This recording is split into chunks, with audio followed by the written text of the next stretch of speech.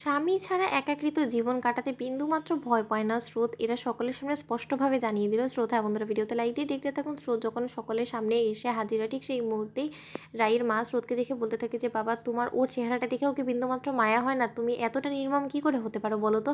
তখন এই কথা বলা মাত্র স্রোত বলতে থাকে যে আচ্ছা মা, তুমি কাকে দেখার জন্য এখানে এসেছো বলো তো? নিশ্চয়ই তুমি সার্থক স্যারকে বিদায় দেওয়ার জন্য এখানে এসেছো, তাই বলে তুমি এরকম কথা বলে সার্থক স্যারকে প্লিজ যাওয়া থেকে আটকে দিও না। কারণ আর যাই হোক না কেন, আমি চাই না যে আমার কোনো কারণে সে এখানে আটকা পড়ে যাক। কারণ আমি চাই যে সে তার ক্যারিয়ারে সাকসেসফুল হোক। অন্যদিকে কথা বলার মতো সার্থক বলতে থাকে যে আপনার মেয়েও যখন আমার সাথে একমত, তাহলে আপনারা কেন দ্বিমত করছেন বলুন তো মা? তখন রাইয়ের মা বলতে থাকে যে মারে, তুই এখনও যথেষ্ট পরিমাণে ছোটো, তাই জন্যই এখন তুই বুঝতে পারছিস না। যখন কিনা স্বামী চলে যাবে, যখন তোর এই একাকৃত জীবনটা তোকে তাড়া করে বেড়াবে, তখন তোর জন্য এই একাকৃত জীবন কাটাতে অনেকটা সময় লেগে যাবে। তুই কোনোদিনও ঘুরে দাঁড়াতে পারবি না। তখন এই কথা বলা মাত্র স্রোত বলতে থাকে যে থাক মা, প্লিজ তুমি আর এই আদিকালের কথাবার্তা নিয়ে এখন বসে যাও না। অ্যাটলিস্ট বৌমনি তুমি তো অন্তত আমার মাকে বোঝাতে পারো। তখন এই কথা বলা মাত্র রাইয়ের বৌমনি বলতে থাকে যে কি বোঝাবো মাকে বলো তো? মায়ের মন হাজার হোক, মেয়ের জন্য তো কাঁদবেই, তাই না? এটাই তো স্বাভাবিক। তখন এই কথা বলা মাত্র স্রোত বলতে থাকে আচ্ছা মা, একাকৃত জীবন আমাকে তাড়া করে বেড়াবে। তুমি একবার ভেবে দেখেছো অনেক মেয়েরই তো অসময়ে স্বামী চলে যায়, স্বামী মারা যায়, তারাও তো অনেক কম বয়সী বিধবা হয়ে থাকে, কিন্তু তাই বলে কি তাদের জীবনটা থেমে যায়? তাই না?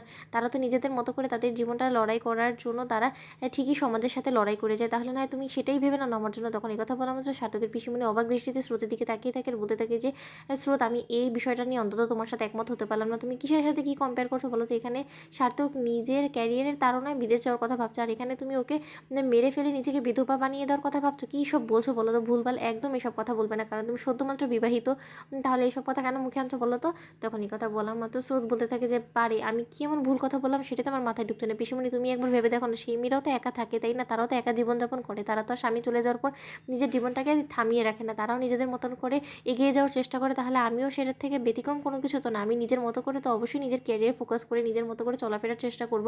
সার্থক স্যার আমার পেছনে থাকবে আর আমি তার উপরে একবারে নির্ভরশীল হয়ে যাব। আমি নিজের জীবনটাকে নিজে গড়ে পিঠে নিব না, সেরকমটা তো হতে পারে না, তাই না মা? এরকম করে তার জীবন চলে না। সার্থক স্যার, আপনি আমার মায়ের কথায় কান দিয়ে অন্তত নিজের উপরে কোনো রকম কোনো জুলুম খাটানোর চেষ্টা করুন না। তাতে আর যে হোক না কেন আমি নিজের মধ্যে নিজে অপরাধ বোধ করব। তখন এই কথা বলা মাত্র সার্থকের বাবা বলতে থাকে যে মেয়েটা যে কতটা যন্ত্রণা এবং দুঃখ পেয়ে কথাগুলো বলছে সেটা আমার থেকে ভালো আর কেই বুঝবে। যতই সীমা তুই ওর দুঃখ কষ্টগুলোকে এড়িয়ে যাওয়ার চেষ্টা করিস না কেন, কিন্তু কোনো মতেই মেয়েটা যে কী করে দুমড়ে মুচড়ে ভিতরে ভিতরে শেষ হয়ে যাচ্ছে সেটা তো আমি বেশ ভালো করেই লক্ষ্য করতে পারছি। তার থেকেও বড় কথা যে ও বিধবা হওয়ার জিনিস সেজন্যই কম্পেয়ার করেছে, কারণ ও তো সদ্য বিবাহিত হওয়া সত্ত্বেও বিধবার মতনই জীবনযাপন করছে। কারণ ও তো সার্থকের সাথে এখনও পর্যন্ত সেরকম সম্পর্কই গড়ে উঠতে পারেনি, যেটা কিনা আর 4-5টা স্বাভাবিক কাপলের মধ্যে হয়। তার জন্য ওর সেই আফসোসটা একটু বেশি। আর তার থেকেও বড় কথা, এই মুহূর্তে দাঁড়িয়ে যেখানে কিনা ওদের একে অপরের সাথে চুটিয়ে সময় কাটানোর কথা, সেখানে কিনা এই সময়েই সার্থক ওকে ছেড়ে চলে যাচ্ছে। তো বন্ধু, ভিডিওটি ভালো লাগলে লাইক এবং শেয়ার করে সাবস্ক্রাইব করতে ভুলো না।